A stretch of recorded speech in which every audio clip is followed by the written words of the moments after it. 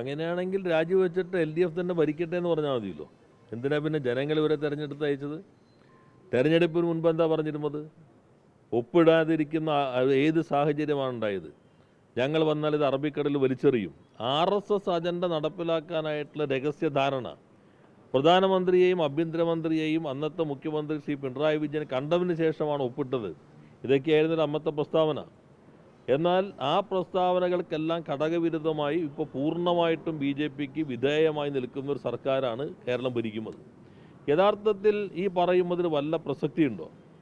ഞങ്ങൾ ഒപ്പിട്ടു എന്ന് പറഞ്ഞാൽ ഗവൺമെൻറ്റിൻ്റെ സെക്രട്ടറി ഒപ്പിട്ടപ്പോൾ അത് വിവാദമായി വന്നു. ഞങ്ങളത് പരിശോധിച്ചു. മന്ത്രിസഭ ചർച്ച ചെയ്തുകൊണ്ട് കൂട്ടായി തീരുമാനിച്ചു. ക്യാബിനറ്റിൻ്റെ ഡിസിഷനാണ് ഏറ്റവും പ്രധാനപ്പെട്ട തീരുമാനം. ആ തീരുമാനത്തിൽ ഗവൺമെൻറ് ക്യാപ്റ്റൻ അബേൻസ് അത് തുടരേണ്ടതില്ലെന്ന് തീരുമാനിച്ചു. അത് മാറ്റിവെക്കാൻ തീരുമാനിച്ചു. അതിൻ്റെ അടിസ്ഥാനത്തിലാണ് ഗവൺമെൻറ് കേന്ദ്രത്തിന് കത്തെഴുതി. പിന്നെ ഞങ്ങൾ കടുകുമണി മുന്നോട്ട് പോയില്ല എന്ന് മാത്രമല്ല, ഇപ്പോൾ പാർലമെൻറ്റിൽ പോയി ചോദിച്ച എല്ലാ ചോദ്യങ്ങൾക്കും ഉത്തരം കിട്ടിയല്ലോ. കേരളം ഇതിൻ്റെ ഭാഗമായിട്ടില്ല, ഫണ്ട് വാങ്ങിയിട്ടില്ല. യഥാർത്ഥത്തിൽ SSA ഫണ്ട് വാങ്ങി. ഇന്ന് മന്ത്രി കിടന്ന് ഉരുളാണ്. നേരത്തെ ഇവർ ഫണ്ടെല്ലാം വാങ്ങിക്കഴിഞ്ഞു. എന്താ ശ്രീ കുഞ്ഞാലിക്കുട്ടി, ശ്രീ മുഖ്യമന്ത്രി, അതുപോലെ ശ്രീ ശംസുദ്ദീൻ എല്ലാം പറഞ്ഞുകൊണ്ടിരുന്നത് ഫണ്ടെല്ലാം അവർ വാങ്ങിക്കഴിഞ്ഞു. ഇനിയിപ്പോൾ എന്ത് ചെയ്യാനാണ്? ഇപ്പോൾ പറയുന്നത് ആ ഫണ്ടല്ല, SSAയുടെ ഫണ്ടാണ്. SSAയുടെ ഫണ്ട് വാങ്ങിക്കഴിഞ്ഞാൽ പോലും പിന്നീട് വിദ്യാഭ്യാസ അവകാശ നിയമവുമായിട്ട് തമിഴ്നാടിനോടൊപ്പം കേരളത്തിന് ഫണ്ട് കിട്ടിയപ്പോൾ SSAക്ക് കൊടുത്ത ഫണ്ട് കൂടി വെട്ടിക്കുറച്ചിട്ടാൽ മതി. യഥാർത്ഥത്തിൽ 1 രൂപ പോലും ഒപ്പിട്ടതിൻ്റെ ഭാഗമായി കിട്ടിയില്ല.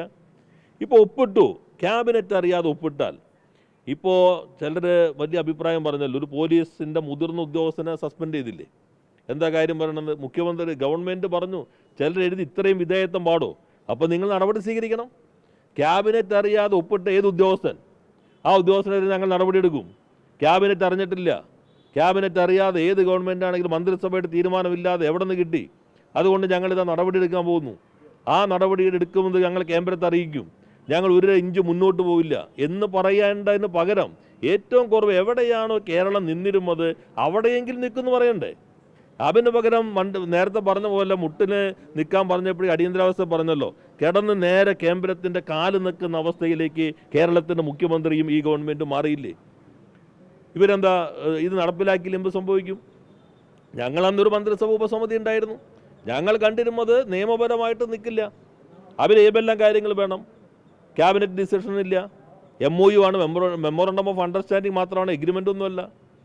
എന്താ ഇവർ നടപ്പിലാക്കില്ല? ഞങ്ങളിതാ ഈ കഴിഞ്ഞ ഗവൺമെൻറ്റിന് ഇവർക്ക് കുറേ കൂടി ആധികാരികമായിട്ട് പറയാമല്ലോ. മന്ത്രിസഭയുടെ അംഗീകാരം ഇല്ലാതെ ഒപ്പുവെച്ചു, ആ ഉദ്യോഗസ്ഥരെ ഞങ്ങൾ നടപടിയെടുക്കാൻ പോവുകയാണ്, ഞങ്ങൾ ഇതുമായിട്ട് ഇഞ്ച് മുന്നോട്ട് പോയില്ല. ഇവരെന്താ മൂക്കിൽ വലിച്ചു കിട്ടുമോ? ഇവരെന്താ പിരിച്ചുവിടോ? 59 EMS ഗവൺമെൻറ്റിനെ പിരിച്ചുവിട്ട പോലെ നിങ്ങൾ MOU നടപ്പിലാക്കിയില്ലെന്ന് പിരിച്ചുവിടോ? തട്ടല് വേണം. തെരഞ്ഞെടുപ്പിന് പ്രതിപക്ഷത്തിരിക്കുമ്പോൾ പെടുന്ന വെല്ലുവിളിച്ചാൽ പോരാ, ഭരിക്കാനുള്ള നട്ടല് വേണം. പറഞ്ഞ നിലപാട് ഉറച്ചു നിൽക്കാനുള്ള അത് കാണിക്കേണ്ടതുണ്ട്.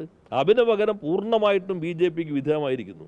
ഞെട്ടിപ്പോയില്ല എല്ലാവരും സുപ്രീം കോടതിയുടെ ആ നിർദ്ദേശം കണ്ടപ്പോൾ? കേരളം മാത്രമല്ലേ കേസെടുത്തത്.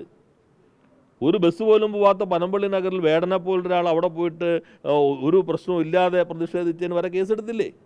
ഇന്ത്യയിൽ ഈ ഗവൺമെൻറ് അല്ലാതെ ഏതെങ്കിലും ഗവൺമെൻറ് ഉണ്ട്? രാഹുൽ ഗാന്ധി പ്രസംഗിക്കുകയാണ് പാർലമെൻറ്റ് കേസെടുത്തതിനെ കുറിച്ച്. അപ്പോൾ RSSൻ്റെ ആൾ ട്വീറ്റ് ചെയ്യാണ് കേരളത്തിലല്ലേ കേസ് ഇത്രണ്ണം എടുത്തിട്ടുള്ളതെന്ന്. രാഹുൽ ഗാന്ധി പ്രസംഗിക്കുകയാണ് ഇന്ത്യയിൽ എല്ലായിടത്തും വൈസ് ചാൻസലർമാരെ നിങ്ങൾ RSSകാരെ വയ്ക്കുന്നു. ഇവിടെ വൈസ് ചാൻസലർമാരെ RSSകാരെ വെച്ചപ്പോൾ കമാന്നൊരു അക്ഷരം ഈ ബുധനാഴ്ച നുണപ്രഖ്യാപനങ്ങൾ നടത്തിയിട്ടുണ്ടോ? ബുധനാഴ്ച എല്ലാ ദിവസവും നടത്തി കമാന്നൊരു അക്ഷരം. ഇത് തെറ്റായിപ്പോയി എന്ന് മർമ്മരം പോലെ. അപ്പോൾ BJPയുടെ മുഖ്യമന്ത്രി വേണുഗോപാൽ പറഞ്ഞത് ഒരു സംശയവും വേണ്ട, കേരളത്തിൽ ഇപ്പോൾ ഭരണം നടത്തുന്നത് BJPക്ക് വേണ്ടിയുള്ളൊരു സർക്കാർ മാത്രമാണ്.